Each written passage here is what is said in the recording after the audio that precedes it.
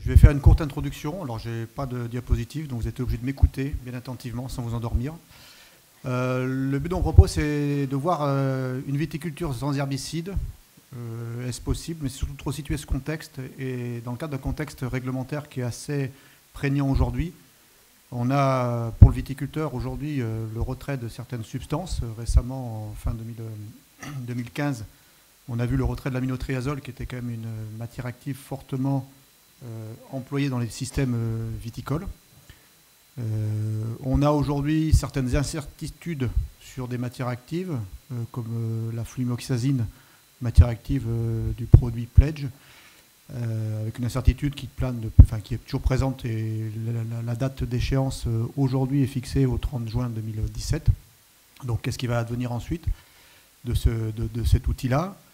On a de plus en plus, dans les nouvelles AMM actuelles qui sont sorties sur des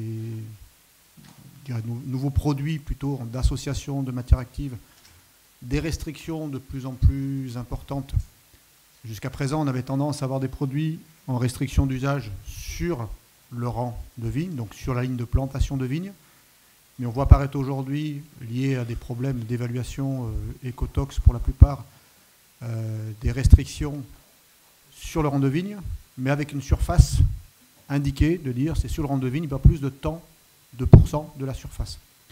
Donc c'est quand même globalement, le contexte réglementaire va, pour les aspects solutions herbicides, vers plus de contraintes et plus de restrictions de produits. Et puis il y a un peu un cas particulier, mais qui à mon avis est un des enjeux les plus importants des années à venir. C'est le cas du glyphosate. Le glyphosate, juste pour rappeler les événements du printemps dernier, où il devait y avoir un avis de la Commission européenne pour une réhomologation de la matière active. Suite à une étude qui avait été faite, il avait été identifié dans cette étude que le glyphosate était probablement cancérigène. Et en fait, le glyphosate, à mon sens, sur cet aspect technique d'une étude qui avait été publiée, sur lequel l'EFSA n'était pas, l'agence européenne n'était pas tout à fait d'accord, sur le fait cancérigène ou pas, en fait, il y a un peu une prise de position politique de certains États membres, et en particulier la France, pour dire il y a une étude qui montre que c'est potentiellement cancérigène. Je pense qu'il y a aussi une association glyphosate égale Monsanto, donc on ne veut plus de cette matière active. Donc aujourd'hui, sur un enjeu technique qui serait peut-être sans passer assez inaperçu pour une autre matière active que le glyphosate, d'une discussion européenne sur, on fait des comparaisons d'études pour identifier réellement s'il y a un risque ou pas, on est passé sur, à mon sens, une approche strictement politique. Et cette approche est devenue tellement politique que ce n'est même pas uniquement au niveau de la filière agricole et viticole que les informations ont transité, mais durant tout le printemps, les informations ont transité par tous les courants de médias grand public. Donc pour moi aujourd'hui, le gros problème du glyphosate n'est pas que technique, mais il est surtout politique.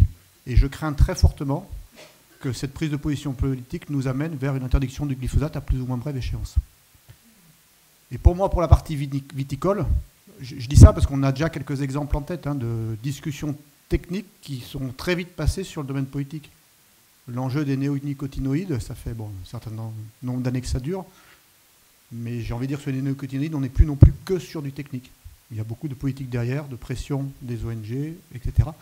Donc il y a un enjeu fort, et pour le glyphosate en viticulture, sur un plan purement technique, je pense qu'on aura du mal à poursuivre du désherbage chimique sans glyphosate. Une raison simple, en vigne, comment on fait pour rattraper une flore qui s'est installée durant tout l'hiver, aujourd'hui, au mois de mars, où il commence à faire chaud, où la flore lève très vite. Aujourd'hui, on n'a pas de solution herbicide pour détruire cette flore qui est présente, qui s'est installée durant l'hiver et qui est en train de se développer. Donc on pourra continuer à avoir des herbicides de prélevé, mais ils ne pourront plus être utilisés avec un produit suffisamment efficace pour détruire la flore présente. Donc il va falloir trouver d'autres systèmes. Donc il y a réellement un problème qui se pose à ce niveau-là, et un enjeu fort.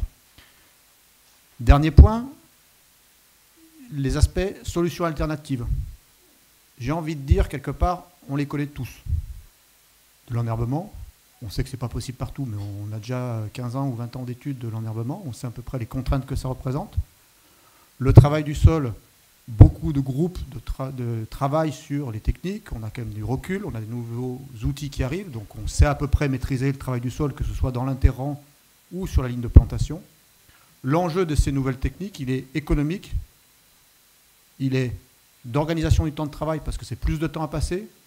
Pour faire un travail du sol sur l'ensemble d'une exploitation, quelque part, en fonction de la taille, ça peut vouloir dire d'avoir un tractoriste occupé 3 mois de l'année, mars, avril, mai, juin, pour travailler le sol tous les 15 jours pour faire le tour de l'exploitation en permanence. Mais après, sur une exploitation, qu'est-ce qu'on fait de ce tractoriste si on n'a pas besoin pour d'autres activités?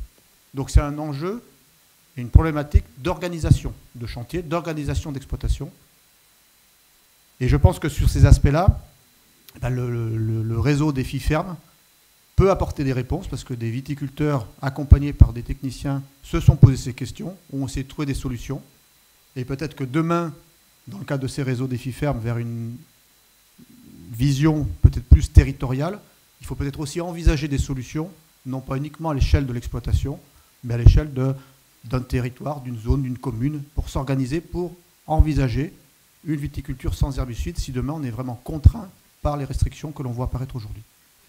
Voilà, j'en ai fini sur cette introduction, c'était juste pour repositionner un peu les enjeux. Et je pense que réellement, ce qui se passe aujourd'hui dans les réseaux Défi Ferme peuvent apporter des réponses et doivent être des vitrines pour accompagner l'ensemble de la filière.